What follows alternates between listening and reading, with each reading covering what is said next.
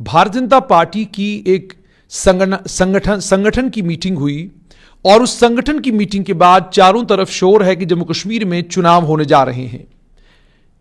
आज तक ने भी यह खबर की और आज तक ने भी कहा कि अप्रैल मई के महीने में जम्मू कश्मीर में चुनाव हो सकते हैं। स्ट्रेट लाइन पर कल हमने आपको यही कहा था कि बीजेपी की जो मीटिंग जम्मू कश्मीर में हुई है, यह मीटिंग साफ तौर पर इस ओर इशारा करती है कि भारतीय जनता पार्टी चुनाव के लिए तैयारी कर रही है। अगर बीजेपी चुनाव के लिए तैयारी कर रही है तो चीफ इलेक्टोरल ऑफिसर का दफ्तर क्या जम्मू कश्मीर में चुनाव के लिए तैयार है, यह एक बड़ा सवाल है।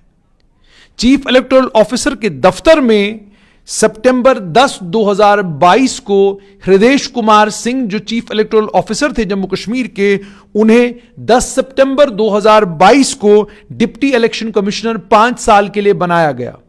और ऐसा लग रहा है अक्टूबर 10 चला गया, नवंबर 10 चला गया, दिसंबर 10 चला गया और जनवरी 10 भी चला गया, यानी 4 महीने गुजर गए हैं, लेकिन अभी भी इलेक्शन कमीशन ऑफ इंडिया के पास जम्मू कश्मीर में नियुक्त करने के लिए चीफ इलेक्टोरल ऑफिसर नहीं है।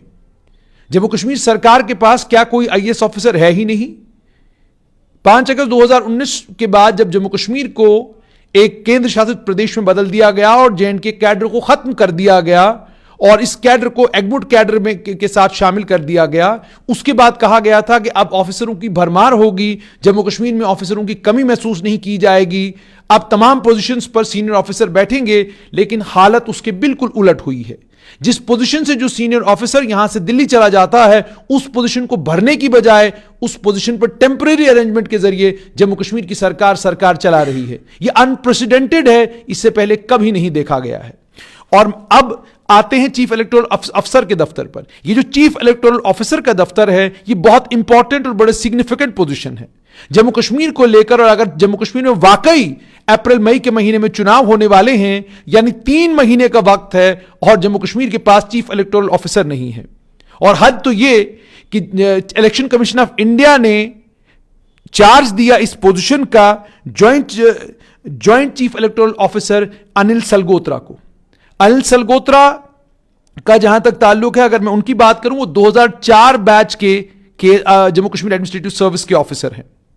और अगर मैं बात करूं डिप्टी कमिश्नरों की, deputy commissioner Samba, Anuradha Gupta, DC Reasi Babila Rakwal, DC Poonch Inderjeet, DC Ramban Masarrat ul Islam, DC Doda Vishesh Paul Mahajan, ये सभी लोग अनिल सलगोत्रा के सीनियर हैं। और जो बाकी डिप्टी कमिश्नर अलग अलग जिलों के हैं, उनमें भी ज्यादातर डिप्टी कमिश्नर अगर रैंक और पोजीशन के हिसाब से देखा जाए तो इस समय जो इंचार्ज चीफ इलेक्टोरल ऑफिसर हैं उनके सीनियर हैं। लेकिन उनकी कोई गलती नहीं, क्योंकि वो ज्वाइंट चीफ इलेक्टोरल ऑफिसर हैं और कानून यही कहता है कि अगर चीफ इलेक्टोरल ऑफिसर मौजूद नहीं है, आप नया ढूंढ नहीं पा रहे हैं, तो आपको एडिशनल चीफ इलेक्टोरल ऑफिसर को चार्ज देना है। लेकिन जम्मू कश्मीर में एडिशनल चीफ इलेक्टोरल ऑफिसर की पोजीशन है ही नहीं, उसके चलते चार्ज इस पोजीशन का ज्वाइंट सीईओ के पास है, यानी अनिल सलगोत्रा के पास है। अब मान लीजिए जम्मू कश्मीर को अगर चीफ इलेक्टोरल ऑफिसर नहीं मिला और इसी ऑफिसर के साथ कंटिन्यू करना पड़े, तो इसका मतलब साफ तौर पर यह कि बहुत सारे सीनियर लोग जहां पर बैठे होंगे, उन सीनियर लोगों की मीटिंग एक जूनियर अफसर लेगा। हालांकि कोई अचंबा नहीं है, जम्मू कश्मीर में यह कोई अचंबा नहीं है। यहां इस समय स्थिति ऐसी है कि किसी को किसी भी पोजीशन पर सरकार बिठा सकती है, उसमें सीनियरिटी की जरूरत नहीं, उसमें कानूनों की जरूरत नहीं, उसमें संवैधानिक प्रावधानों की और कानूनी प्रावधानों की कोई जरूरत नहीं। आप कानून के अंदर संशोधन कर देंगे क्योंकि आपको किसी अफसर को वहां उस पोजीशन पर बिठाना है।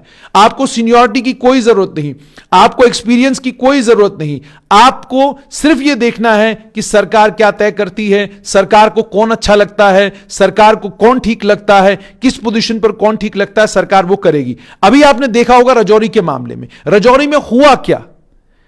राजौरी में एक दिन आतंकी हमला होता है और दूसरे दिन वहीं पर माइन ब्लास्ट होता है। हिसाब लगाइए कितनी गैर जिम्मेदारी के साथ वहां पर काम हुआ है। उसके बाद लोगों का गुस्सा, लोगों की नाराजगी और उसके अलावा अन्य कई और शिकायतें। इसीलिए जम्मू कश्मीर में जब भी प्रशासनिक फेरबदल हुआ करते थे, उन प्रशासनिक फेरबदलों में अक्सर इस बात का ख्याल रखा जाता था कि जो ऑफिसर जिसके पास एक्सपीरियंस है, जिसने काफी वक्त एक पोजीशन पर दिया है, उसे वो पोजीशन दे दी जाए, क्योंकि ये बड़ी सेंसिटिव स्टेट है। इस सेंसिटिव स्टेट में डिप्टी कमिश्नर, एसएसपी, ये बहुत इंपॉर्टेंट पोजीशंस होती हैं। इन इंपॉर्टेंट पोजीशंस पर जब आप लोगों को बिठाते हैं तो इसका मतलब यह है कि आप उनको एडिशनल रिस्पॉन्सिबिलिटी देते हैं। जहां पर एडमिनिस्ट्रेशन को देखना उनकी जिम्मेदारी होती है, वहीं पर आतंकवाद से लड़ना, अलगावाद के खिलाफ एक माहौल तैयार करना, ये सारी जिम्मेदारी भी इन्हीं अफसरों की होती है। अब बात मैं कर रहा था चीफ इलेक्टोरल ऑफिसर की। अब जैसे मैंने आपको नाम गिनाए, अब आपको एक और बात सुनकर हैरानगी होगी कि इसी चीफ इलेक्टोरल ऑफिसर के दफ्तर में एक और ऑफिसर हैं, संदेश। ये भी सीनियर है अनिल सलगोत्रा के, लेकिन चूंकि जिस पोजीशन पर ये हैं उस पोजीशन के हिसाब से इन्हें इंचार्ज नहीं बनाया जा सकता। एक और 2004 बैच के ऑफिसर वहां पर है, अख्तर काजी। वो भी एक ही बैच के हैं, ये अनिल सलगोत्रा और अख्तर काजी। ये दोनों, एक इस समय इंचार्ज चीफ इलेक्टोरल ऑफिसर है और दूसरा इसी दफ्तर में एक और। उन्होंने किसी ऑफिसर को वहां पर किसी सीनियर ऑफिसर को इस पोजीशन पर लाने की बजाय ज्वाइंट सीईओ कहा कि आप ही फिलहाल इस कार्यभार को संभालें। इसका मतलब यह कि जो जम्मू कश्मीर में इलेक्टोरल रोल्स की रिवीजन हुई, उसका काम तो हृदय कुमार सिंह के दौर में शुरू हुआ, लेकिन उसके बाद जब वो काम आगे बढ़ा तो हृदय कुमार सिंह यहां से जा चुके थे। अक्टूबर नवंबर के महीने में जब इलेक्टोरल रोल्स की रिवीजन मुकम्मल हुई, 25 नवंबर की तारीख आई, सब एक दूसरे को देख रहे थे कि कौन बताएगा कि इलेक्टोरल रोल्स में क्या नंबर्स आए हैं, जम्मू का नंबर कितना है, श्रीनगर का नंबर कितना है, कितने वोटर्स कहां पर ऐड हुए हैं, क्या हुआ है, वो बताने वाला चीफ इलेक्टोरल अफसर के दफ्तर में कोई भी नहीं था। उसके बाद जब कुछ मीडिया हाउसेज ने खबर चलाई, उसके बाद जाकर जम्मू कश्मीर की सरकार ने एक हैंडआउट इशू किया, जिस हैंडआउट में जम्मू कश्मीर की सरकार ने यह बताया कि कितने वोटर्स बढ़े हैं, लेकिन किस डिस्ट्रिक्ट में कितने वोटर्स बढ़े हैं उसको लेकर कोई क्लैरिटी अभी तक किसी के पास नहीं है। तो मतलब यह कि अगर जम्मू कश्मीर में चुनाव होने हैं, अगर जम्मू कश्मीर में वाकई अप्रैल मई के महीने में चुनाव होने हैं, तो जम्मू कश्मीर के पास चीफ इलेक्टोरल ऑफिसर क्यों नहीं? ये एडहॉकिज्म आखिरकार एडमिनिस्ट्रेटिव सेटअप में क्यों नहीं?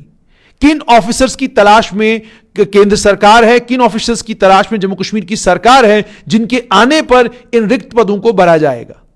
किन ऑफिसर्स की तलाश में है? और क्या ये एक ऐसे केंद्र शासित प्रदेश में जहां आप बड़े सारे फ्रंट्स पर लड़ाई लड़ रहे हैं, क्या ऐसे केंद्र शासित प्रदेश में इतने इनसेंसिटिव तरीके से एडमिनिस्ट्रेटिव सेटअप में ऑफिसर्स को पोस्ट किया जा सकता है?